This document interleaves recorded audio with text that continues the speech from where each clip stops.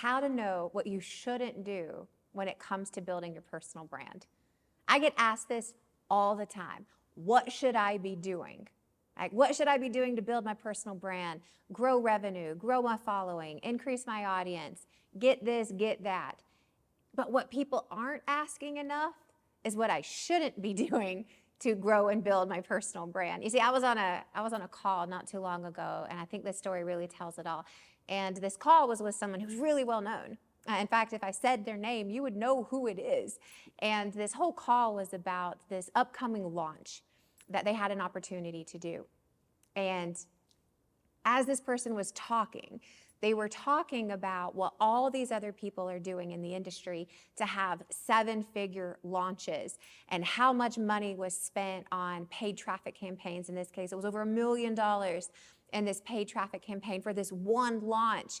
And they were talking about getting all these other people in to do, one-day events and one-day webinars and growing the email list by 100,000 people in, 30 days and all this stuff. And at the end of this, you could just tell in this conversation, this person was not into it. It felt overwhelmed. It felt stressful because it was. That's a ton of money in a really short amount of time with a whole bunch of stuff to do with other people wanting to take percentages and cuts. And so at the end of the conversation, it was so interesting because all of this information got out and we all just kind of sat there and I was going, I don't want to do that. Like, is somebody going to say something? Like, this feels so overwhelming.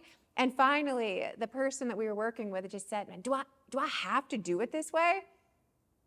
And we said, no, you don't have to do it that way. And thank the Lord you said that, because I was about to fall out of my chair, have a heart attack and die. Like, no, like that is insanity.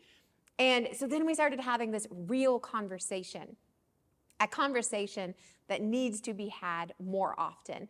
Maybe a conversation that you need to have around what you should and shouldn't be doing to build your personal brand. And so here's the first thing that you should know to know if you shouldn't be doing it. It doesn't feel right. I mean, that's the first thing. It doesn't feel right. It doesn't feel aligned with you, your message, your audience. It doesn't feel right. Now, how do you know if it doesn't feel right? Is you simply don't want to do it. It feels overwhelming, stressful, exhausting, expensive, right? And even if you don't know that in the beginning, you may know it once you get started and you're like, oh my gosh, why am I doing this? Why are we doing it this way? Oh my gosh, how did I get into this? Those are things that don't feel aligned. But the thing is the more you know your message and the more aligned you are with what you actually have to share with the world, and the more closely acquainted you are with your avatar, your customer, you'll know what feels aligned. But a lot of it is the second thing, which is you have to know when you're doing something out of comparison. So the first is you have to know what's in alignment. But second, you have to know what you're doing out of comparison, and that should be an automatic no.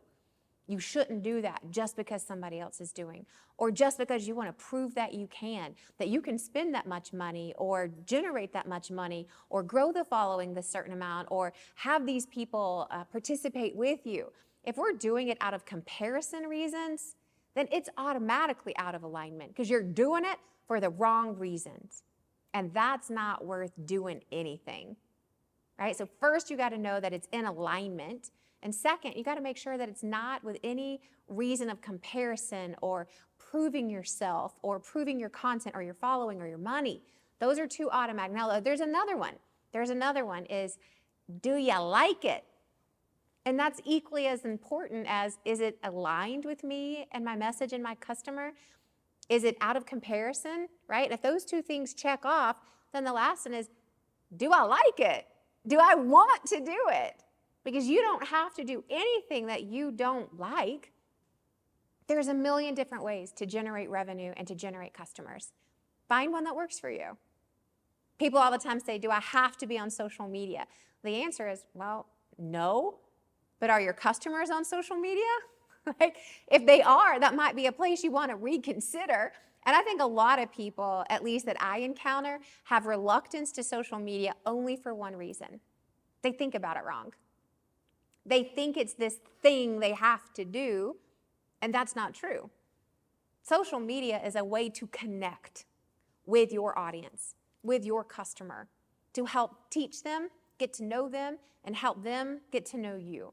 So a lot of it is reframing, but also I find that people find it exhausting because they think they have to do all the things. And that's not true either. Find one platform that appeals to your customer and do that thing. You just need to like one thing and do it.